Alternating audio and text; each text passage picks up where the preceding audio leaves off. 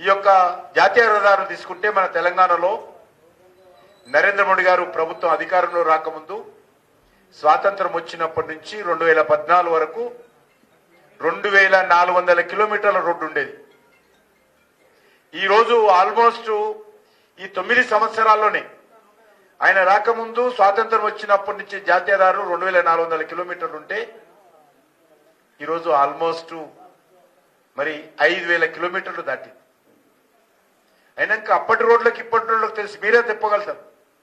గతంలో జాతీయ రహదారులు ఎట్లుండే, ఈరోజు ఎంత మరి పకడ్బందీగా పక్కా రోడ్లు, ఫ్లైఓవర్స్, అండర్ బ్రిడ్జెస్, మరి సర్వీస్ రోడ్లు ఏ రకంగా అద్భుతంగా నిర్మాణం చేసినామో మీకు తెలుసు. లక్షల కోట్ల రూపాయలు ఖర్చు పెట్టి ఎక్కడ కూడా రోడ్డు క్వాలిటీ విషయంలో, ఎక్కడ కూడా రోడ్లకు ఖర్చు విషయంలో వెనకకు తగ్గకుండా నాణ్యమైనటువంటి రోడ్లు, అద్భుతమైనటువంటి రహదారుల నిర్మాణం జరిగిన విషయం మనం చూస్తా ఉన్నాం. మన తెలంగాణలో కూడా మీకు తెలుసు, 2 సంవత్సరాల క్రితము కొత్త జిల్లాలు ఏర్పాటు చేయడం జరిగింది. కొత్త జిల్లాలు ఏర్పాటు చేసిన తర్వాత గత సంవత్సరన్నరగా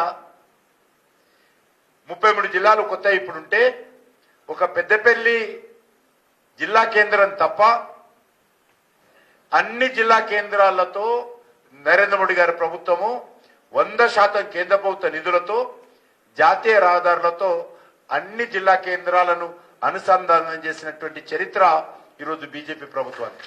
నిన్న పార్లమెంటులో నరేంద్ర మోడీ గారు మాట్లాడారు, ఎంతమంది చూశారో తెలియదు మీరు. చాలా అద్భుతంగా మరి ప్రతిపక్షాల నోరు మోయించడం జరిగింది.